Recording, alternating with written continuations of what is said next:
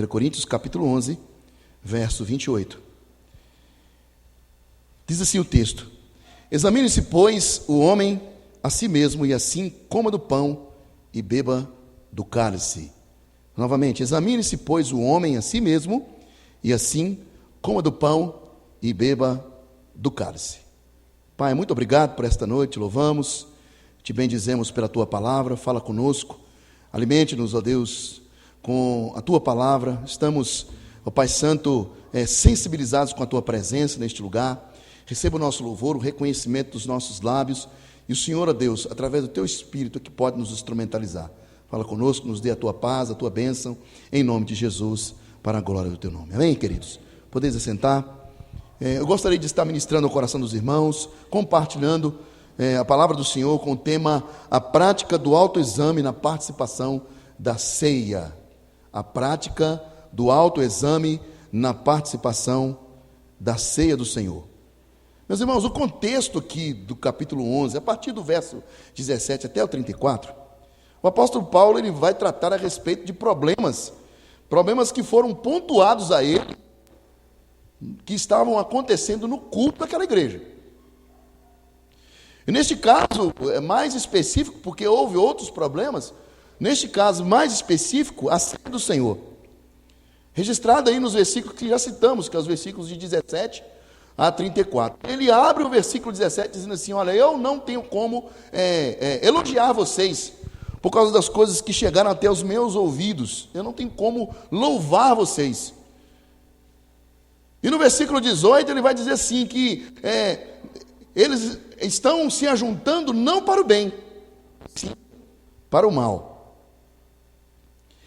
E aí no versículo 27, pulando aí, lá para o versículo 27, o apóstolo Paulo, ele vai dizer, por isso, por causa de tantas coisas que foram pontuadas, ele vai começar o versículo e dizer assim: por isso, aquele que comer o pão ou beber o cálice do Senhor indignamente, será réu do corpo e do sangue do Senhor. Nesse trecho, eu achei interessante uma observação do reformador João Calvino, quando ele vai trazer um alerta a respeito dessa orientação do apóstolo Paulo. Ele vai trazer um alerta justamente quanto à indignidade que o apóstolo Paulo pontua acerca do processo que aqueles irmãos estavam envolvidos. Ele vai dizer que comer indignamente, então, é perverter o uso puro e correto do que estava acontecendo ali, inclusive chegando ao abuso, ao extremo. Portanto, existem vários graus dessa indignidade.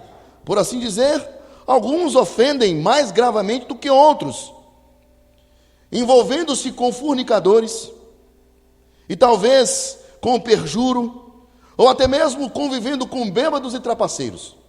E aí, meus queridos, nós podemos entender que nós estamos diante de um quadro que o apóstolo Paulo está pintando acerca da realidade do que estava acontecendo ali naquela igreja. Nós já havíamos pregado acerca disso há mais ou menos uns 2 domingos.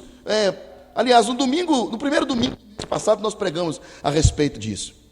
Existe uma situação séria acontecendo aqui, porque nós estamos diante de um contexto envolvendo uma cidade cosmopolita, que era a cidade de Corinto. A igreja, em sua maioria, era composta de pagãos convertidos. E por causa dessa raiz histórica e cultural daquele povo, Paulo estava diante de uma festa pagã com o nome de ceia do Senhor. A cidade de Corinto já estava sob o domínio romano, e influenciada pelo Império Romano, havia as festas romanas presentes naquela cidade. E se eu pudesse, pegar os irmãos aqui, entrar numa máquina do tempo e irmos lá, os irmãos ficariam aterrorizados do que estava acontecendo ali, dentro da igreja. Paulo está diante aqui de pessoas que não respeitavam o limite do outro, Paulo estava aqui diante de pessoas dentro da igreja que estavam já embriagadas, por causa do descontrole. A igreja reunida ali não estava reunida num templo, estava reunida na casa de alguém que possivelmente possuía um valor financeiro alto na sua situação econômica. Então a maioria das reuniões entre os crentes era realizada na casa desses irmãos. Os versículos 19 e 20 desse capítulo 11, Paulo vai pontuar acerca da separação que havia entre esses irmãos, partidarismo. No versículo 20, inclusive, ele vai dizer assim: olha, é interessante que haja esse tipo de divisão entre vocês, porque a partir dessa divisão eu vou saber entre vocês quem são os verdadeiros crentes. Porque é através desse tipo de problema que a igreja vai pontuar e vai demonstrar quem são os verdadeiros crentes.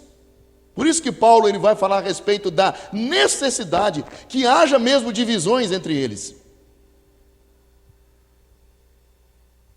Mas quando ele chega para falar acerca da refeição solene, ele vai dizer assim: olha, diante dessa situação, desse contexto que vocês se encontram, perante a mesa sagrada, eu quero aconselhar vocês a que se examinem, pois a si mesmos, diz o texto, e assim coma do pão e beba do cálice. Em 1 Coríntios, no capítulo 5, verso 11, Paulo vai também alertar acerca do que aqueles irmãos deveriam se atentar. No versículo 11 do capítulo 5, vai dizer assim: mas agora vos escrevo que não vos associeis com alguém que, se dizendo irmão, for impuro, ou avarento, ou idólatra, ou maldizente, ou beberrão, ou roubador, com esse tal nem ainda comais. Então nós estamos diante de um alerta onde o apóstolo Paulo vai nos chamar a estarmos separados para Deus. E no texto lido aqui, é necessário que haja essa visão introspectiva, onde eu sou chamado, e aqueles irmãos daquela época já estavam sendo chamados a olharem para dentro de si mesmos. Olha, eu quero que vocês olhem para dentro de vocês e vejam como vocês são. Examine-se, pois, o homem a si mesmo. Precisamos estar alertas, pois o servo de Cristo não deve apenas ser capaz de dizer em geral que é cristão. Eu sou cristão. Mas ele deve ser capaz de dizer que tem uma preparação específica para essa realidade. Eu digo que sou cristão e me alimento da palavra de Deus todos os dias. Eu digo que sou cristão. E crio um ambiente solene na minha casa, um ambiente santo. Eu digo que sou cristão, separado para Deus. Então na minha casa não cabe música secular. Eu digo que sou cristão e devo me voltar para Deus, me separando somente para Ele. Deus não aceita te dividir com ninguém. Ele quer você exclusivamente para Ele. Precisamos criar dentro da nossa casa, na nossa vida diária, a realidade da nossa afirmação: eu sou cristão. Não basta somente falar que eu sou crente, mas eu preciso viver um cristianismo autêntico e verdadeiro. Ele deve estar em um estado de espírito adequado para essa vida que ele afirma ter. Ele deve ter provas pessoais de que é penitente, ou seja, que possui um sentimento, uma conduta que sempre o conduzirá ao arrependimento quando cometer um pecado. E que ele possa, de forma verdadeira, apresentar a Deus uma fé não fingida. E que ele dependa de Cristo sempre que desejar ser transformado por Ele. Portanto, os cristãos devem celebrar a ceia preparados, com amor e com fé, Por isso devemos examinar a nós mesmos, arrependendo-nos dos nossos pecados, assim como Davi demonstrou isso no Salmo 51, verso 1. Ele vai dizer: tem misericórdia de mim, ó Deus, segundo a tua benignidade, apague as minhas transgressões, e segundo a multidão das tuas misericórdias. A semelhança também do apóstolo Paulo, aos Romanos, no capítulo 7, Paulo vai declarar: miserável homem que sou, pois o que faço não entendo, porque o que quero, isso não pratico, mas o que aborreço, sempre me pego fazendo. Os cristãos devem crer que o Senhor quer perdoar seus pecados e sua natureza pecadora. Assim escreveu o apóstolo Paulo, que antes havia perseguido a igreja de Deus, agora ele declara a Timóteo: alcancei misericórdia. 1 Timóteo capítulo 1, verso 16. Os crentes devem confiar que Cristo intercede constantemente por eles no céu, e Ele é o reconciliador dessa comunhão necessária dos crentes para com Deus. Por isso, podemos examinar a nós mesmos, observando aqui apenas 3 pontos.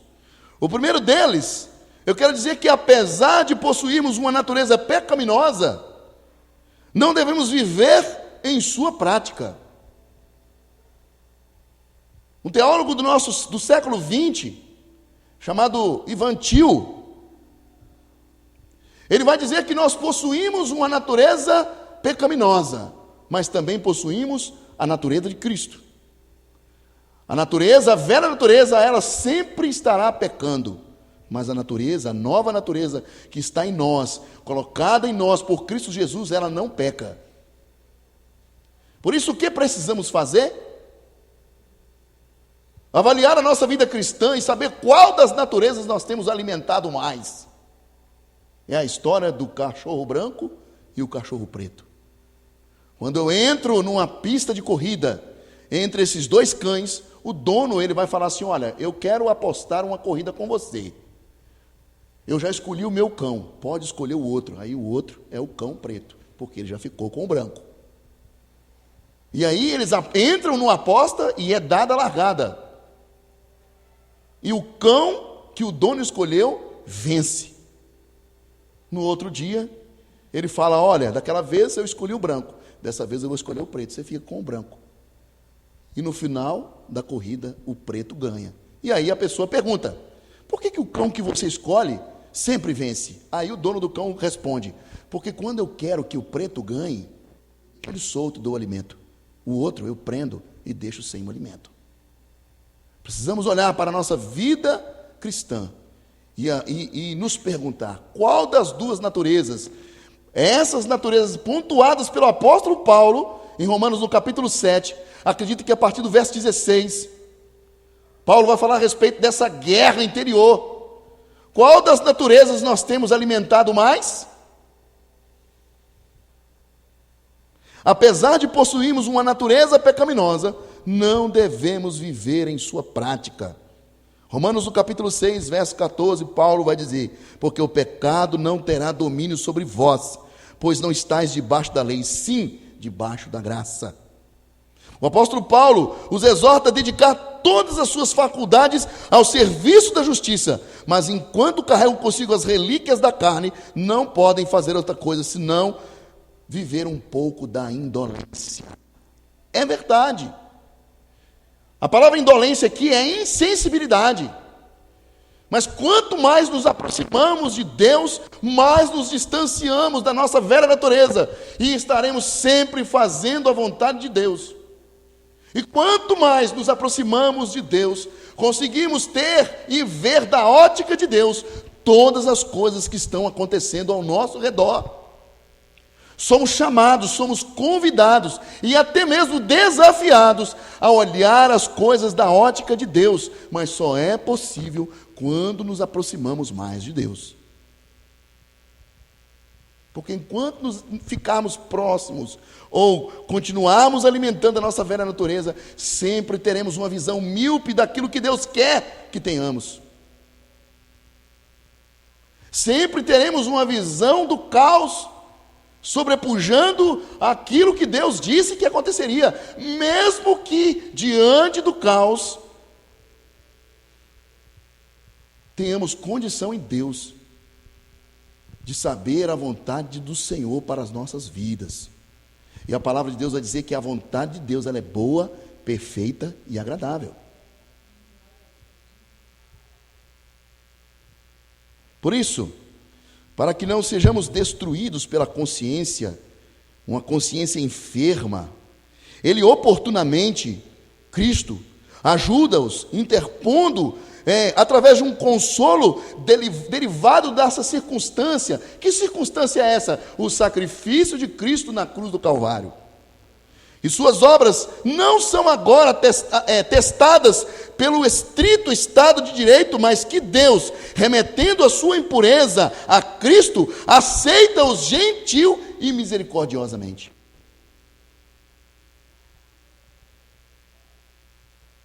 A palavra de Deus vai dizer que nós não somos mais filhos da desobediência, não estamos mais debaixo da ira de Deus. Mas a Bíblia vai dizer também que nós não devemos nos colocar debaixo desse jugo. Sempre confiando que Deus, quando Ele olha para nós, Ele vê Jesus Cristo. A Bíblia diz que Deus tem desejo de ter filhos parecidos com o Senhor. A partir do momento que nós vamos nos desenvolvendo na vida cristã, passamos a parecer um pouco mais com Jesus. Romanos capítulo 8, 29. Paulo vai afirmar isso lá. Daí, resulta que os fiéis devem fugir para Cristo e implorá-lo para ser o defensor da liberdade deles. E como tal, ele se exibe, pois ele se submeteu à escravidão da lei, a qual ele próprio não era devedor, para esse fim, para que ele pudesse, como diz o apóstolo, redimir aqueles que estavam sob a lei. Portanto, agora, comprados por Cristo, mediante a sua obra, somos chamados a viver em novidade de vida. Romanos no capítulo 6, verso 4. Paulo aqui nos exorta com um argumento desse versículo, portanto, extraídos da natureza da profissão cristã, porque quando nós abrimos lá, vamos abrir Romanos no capítulo 6, verso 4, e ler o texto todo. Romanos no capítulo 6, verso 4. Romanos capítulo 6, verso de número 4. Fomos, pois, sepultados com ele na morte pelo batismo, para que, como Cristo foi ressuscitado dentre os mortos pela glória do Pai, assim também andemos nós em novidade de vida. Então Paulo está aqui exortando com o argumento desse versículo, extraído da natureza da profissão cristã, dizendo que pelo próprio batismo, pela nossa própria profissão, nos tornamos mortos para o pecado, como Cristo se tornou morto para o pecado. E sendo devotados a Ele, por esse batismo, somos obrigados a subir às regiões celestes com Cristo, como Ele está lá, vivendo uma nova vida. A palavra de Deus diz que nós fomos assentados nas regiões celestes. O Senhor nos chama para ter uma visão acima das coisas que estão acontecendo, como dizem por aí, neste plano. A minha visão deve estar além do que está acontecendo aqui perto. O Senhor nos chama para ver mais além, para vivermos em novidade de vida, para estarmos diante dEle, credenciados em Cristo, para fazer a vontade dEle e realizarmos a sua obra. Em segundo lugar, se somos verdadeiros cidadãos do reino de Deus, podemos nos aproximar irrepreensíveis na mesa do Senhor, com o resultado do autoexame. Portanto, o autor de Hebreus, no capítulo 10, 22, ele vai fazer um convite aos seus leitores. Aproximemo-nos com um sincero coração, em plena certeza de fé, tendo o coração purificado da má consciência e lavado o corpo em água pura. Nossa purificação ela se dá de forma gradual. E ao purificar-nos, não apenas externa e internamente, devemos nos aproximar com o coração sincero, possuindo uma fé não fingida, à semelhança que Paulo testemunhou acerca de Timóteo em sua segunda carta, no capítulo 1, verso 5. Ele vai declarar que Timóteo era um obreiro, um homem, um filho de Deus, um discípulo, que possuía uma fé não fingida, uma fé verdadeira, uma fé pura. Pois é o que é esperado de um coração verdadeiro, senão a certeza da fé e a purificação de todos os vícios em oposição à nossa velha natureza, tendo abandonado as suas práticas. E, portanto, devemos aprender qual deve ser o estado da nossa mente, para que possamos usufruir dos benefícios conferidos por Cristo, pois não há como chegar sem um coração reto ou verdadeiro, e uma fé segura e uma consciência pura. Portanto, meus queridos, devemos nos aproximar da mesa do Senhor com a consciência limpa e uma fé verdadeira, uma consciência livre de culpa. Será que Deus vai levantar alguém aqui para denunciar o meu pecado? Será que alguém vai ficar aqui possuído e vai denunciar o meu pecado? Ou então, cônscios dessa situação pecaminosa, eu vou me abster do banquete da graça? Não. Este não é um ensino bíblico. Esse não deve ser a conduta daqueles que foram chamados para viver em novidade de vida. Em terceiro lugar, como filhos de Deus, devemos nos aproximar da mesa do Senhor para receber o consolo ao recordarmos dos sofrimentos de Cristo e de sua obediência. 1 Coríntios capítulo 11, verso 28, a parte B, ele vai dizer assim: depois de examinar-nos a nós mesmos, o apóstolo Paulo ele vai orientar, ele vai desafiar, ele vai levar os cristãos da sua época, inclusive para nós hoje, a comer do pão e beber do cálice.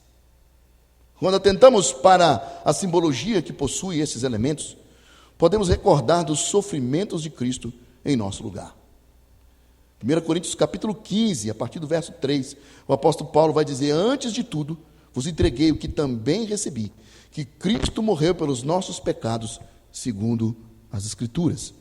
Esta passagem é uma prova completa de que Cristo não morreu meramente como Marte, mas que Ele, em sua morte, fez a expiação pelos nossos pecados. Por isso devemos aspirar ou desejar a justiça de Deus com um desejo sincero de uma mente limpa e consciente do que está fazendo, tremendo sob a visão da realidade da nossa miséria, apoiando-nos totalmente na graça de Cristo e descansando nela. Devemos ter a certeza de nos tornarmos nele hóspedes dignos de nos aproximarmos desta mesa. Se nós formos, meus irmãos, esperarmos estar prontos por nós mesmos a participarmos da mesa do Senhor, todas as igrejas deveriam estar vazias, porque por nós mesmos nós não somos dignos nem de estar aqui. Entendemos que o nosso nascimento fora de Cristo foi uma afronta a Deus. Mas a partir do momento que fomos chamados para o convívio da família de Deus, fomos comprados por um bom preço, por um alto preço. A partir desse momento passamos a ser filhos de Deus. E aí sim, com esse preço que foi pago, passamos a ter valor. Mas deve haver no nosso coração a consciência de que todo o valor que obtivemos em Cristo, devemos devolver a Ele em ação de graças.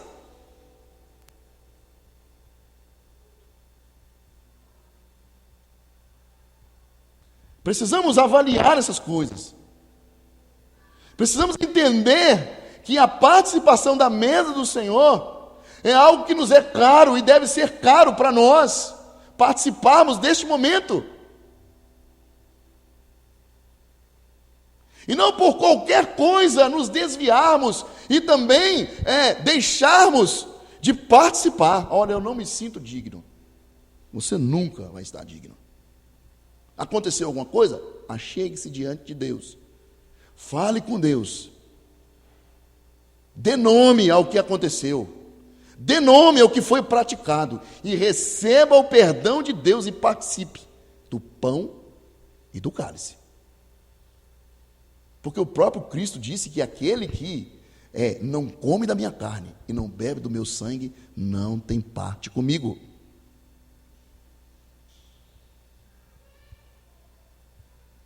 É uma liberdade que quando lançamos mão dela, a maioria das vezes nós perdemos.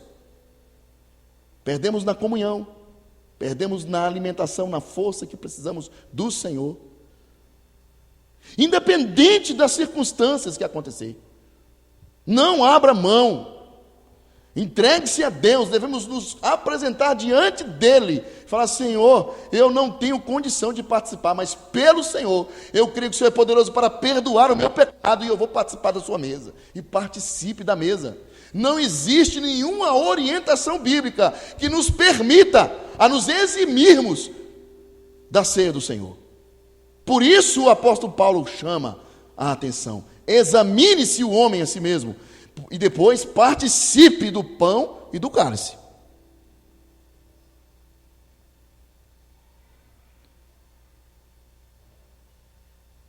Devemos estar cônscios dessa situação e pela obediência a Cristo.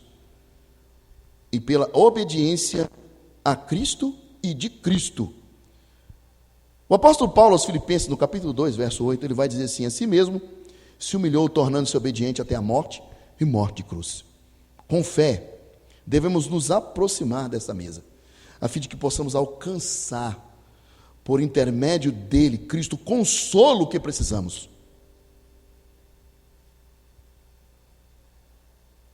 Precisamos entender isso, meus irmãos. Devemos nos achegar diante de Deus. Hebreus, no capítulo 4, verso 16, nos fala a respeito disso. Acheguemos-nos, portanto, confiadamente, junto ao trono da graça, a fim de recebermos misericórdia e acharmos graça para o socorro em ocasião oportuna. Qual é a ocasião? Todas as ocasiões. Todas elas. Não existe uma lista específica na palavra de Deus. Olha, a lista é essa aqui, mas o que eu fiz não está na lista, então eu não posso participar. Não é o ensino bíblico. Não é a orientação da palavra de Deus. Devemos nos aproximar com confiança, a fim de encontrarmos tempo oportuno e sermos consolados diante daquele que é o único que pode nos consolar e que nos consolou através da sua morte e ressurreição. Cristo nos abriu um caminho, um acesso livre ao trono de Deus. Porque nós vamos encher esse caminho livre, esse acesso livre de coisas que nos impedem de chegar diante de Deus. Precisamos limpar esse caminho, entendendo que Ele é misericordioso para nos receber. E o texto de Efésios, no capítulo 3, verso 12, vai dizer que esse caminho ele é seguro, ele é confiável.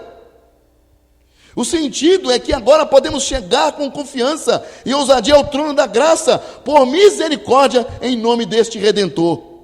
Ousadia não é frescura, e fé não é presunção, mas podemos chegar sem hesitar e com certeza de que nossas orações serão ouvidas. Tem um hino do cantor cristão que diz que nós erramos todas as vezes quando nós não levamos a Deus em oração as nossas questões. Seja qual for a situação, até mesmo, principalmente decisões, nós erramos quando nós não levamos a Deus em oração. E concluindo, queridos,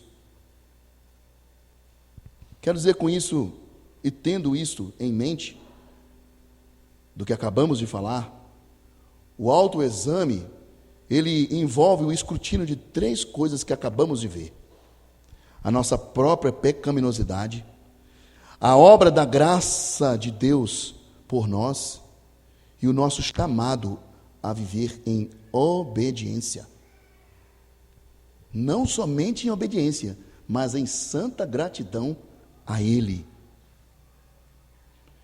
Olhamos para a nossa pecaminosidade para aprender novamente a profundidade da nossa depravação e para nos assegurarmos que o nosso coração não tem mais, a partir de uma obediência a Deus, o poder de nos enganar. Sempre que atentarmos para o chamado de Deus: filho meu, dá-me o teu coração. Quando entregamos o nosso coração a Deus, não haverá possibilidade de sermos enganados por este coração. Lá no Velho Testamento, Deus vai dizer ao povo, através de Moisés: vou tirar o coração de pedra e dar a eles um coração de carne. E nesse coração eu vou imprimir as minhas leis.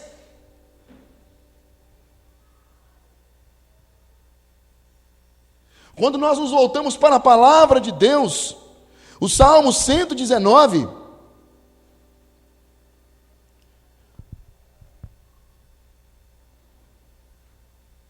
nós precisamos entender que o Salmo 119 nos chama para amar essa doutrina, para estarmos diante dela continuamente, para buscarmos ela em todo momento, alimentando a nossa nova natureza, a fim de que a velha natureza seja subjugada e não venhamos mais dar lugar a essa velha natureza ao ponto de sermos subjugados por ela. Lá no discipulado, sábado agora, o pastor falando com os meninos, né? Porque ainda algumas aulas ficaram para trás e ele vai terminar isso.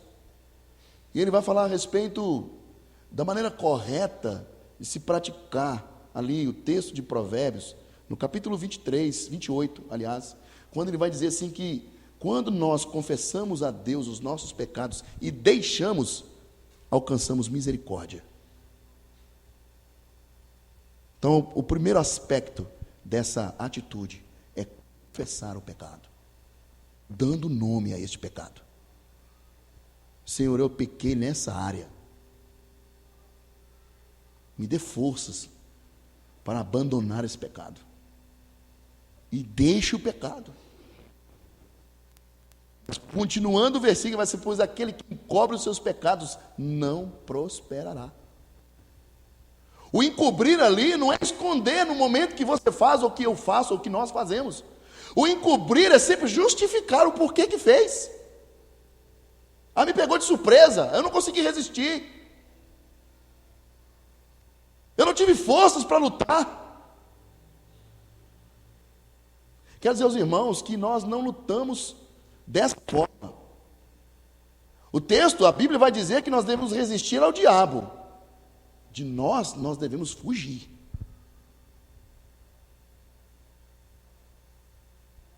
Nós precisamos, meus queridos, identificar em Deus, e só através de Deus que isso é possível, o gatilho que nos leva a pecar naquela área, que nós já estamos até com vergonha de pedir a Deus perdão, sempre pelo mesmo pecado. O que me leva a pecar nessa área? Ah, o que me leva a pecar nessa área é isso aqui. Então, sai fora. Fuja. Algumas dicas são sempre boas, né? Se você tem computador no quarto, tire o computador do seu quarto. Ou na sala. E você não vai se ver tentado a olhar qualquer coisa no computador que entristeça a Deus. Porque vai estar na sala para todo mundo ver. Tire. Tire, identifique aquilo que te faz pecar. Fuja. Fuja da aparência. A Bíblia não nos manda enfrentar a nossa velha natureza manda enfrentar o diabo. Resista ao diabo. Resista à sua velha natureza. Não. A Bíblia nos manda fugir da aparência. Fuja. Esconda-se em Deus. Para que gradativamente você vá abandonando aquilo, e isso acontecerá.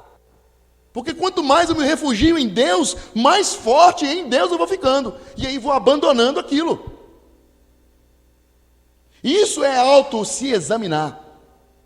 Não, eu tenho que identificar em mim o que me faz pecar diante de Deus. Eu preciso ser honesto comigo. E vou dizer de novo, irmãos, o que eu acredito que já disse aqui. Quando um membro do corpo de Cristo peca, ele leva toda a igreja a pecar com ele.